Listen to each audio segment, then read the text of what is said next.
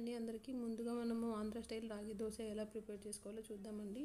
ముందుగా మనకి దోశ బ్యాటర్ కావాలండి. దానికి ఇప్పుడు 3 లేదా 4 టేబుల్ స్పూన్ల రాగి పిండి ఉంటుంది కదా, అది యాడ్ చేసుకోండి.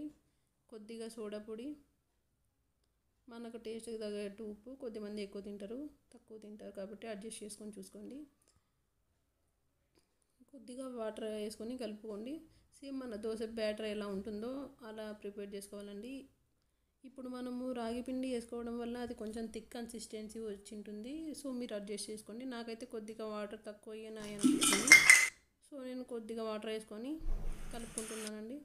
ముందుగా స్టవ్ ఆన్ చేసుకొని ప్యాన్ పెట్టండి. నాది ఐరన్ కడాయి కాబట్టి కొద్దిగా టైం పడుతుంది కాగడానికి. మీరు ఒకసారి వాటర్ చెక్ చేసుకోండి, పెనం కాగిందో లేదో.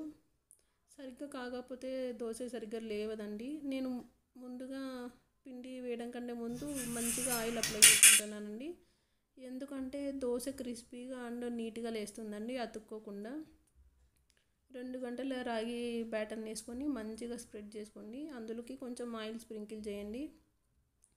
ఆయిల్ స్ప్రింకిల్ చేయడం వల్ల మంచిగా దోశ కాలుతుంది అండ్ ఎక్కడ అతుక్కోకుండా లేస్తుందండి.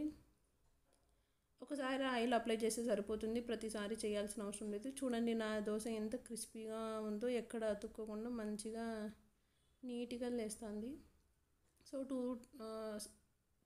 టూ సైడ్స్ ఫ్లిప్ చేసుకొని కాల్చుకోండి. ఎందుకంటే మనము ఇన్స్టెంట్గా కలుపుకున్నాం కదండి రాగి పిండి వేసుకొని. అందుకు ముందుగానే రాగి పిండిని మనం దోశ బ్యాటర్ లాగా ఎలా నానబెట్టుకుంటామో అందులో నానబెట్టుకుంటే 2 సైడ్స్ అవసరం లేదు.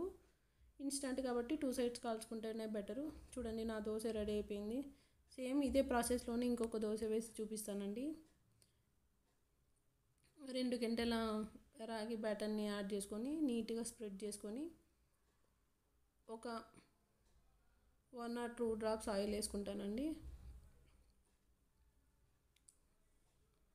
ఇది క్రిస్పీ దోశ చిన్నపిల్లలకి అయితే సరిపోతుంది, కానీ ఏజ్డ్ పర్సన్స్కి అయితే సరిపోదండి. ఎందుకంటే క్రిస్పీగా ఉండడం వల్ల దోశ చిగుళ్ళకి కుచ్చుకోవడం, నొప్పి తీయడం జరుగుతుంది. సో మీరు చూడండి, కొంచెం ఏజ్డ్ పర్సన్కి అయితే కొంచెం ఇంత థిన్గా కాకుండా కొంచెం థిక్గా వేసుకొని చూడండి. థిక్గా వేసుకోవడం వల్ల మెత్తగా అవుతుంది. 2 సైడ్స్ కాల్చుకొని తీసేసుకుంటే మన క్రిస్పీ రాగి దోశ అయిపోతుందండి. నేను ఇందులోకి పల్లి చట్నీ తింటున్నాను. మీరు కావాలంటే టమాటో చట్నీ కూడా వేసుకొని తినండి. టమాటో చట్నీతో కూడా చాలా బాగుంటుంది. టమాటో చట్నీ కావాలంటే నెక్స్ట్ టైం చూపిస్తానండి. ఇది మన స్టైల్ రాగి దోశ. బాయ్.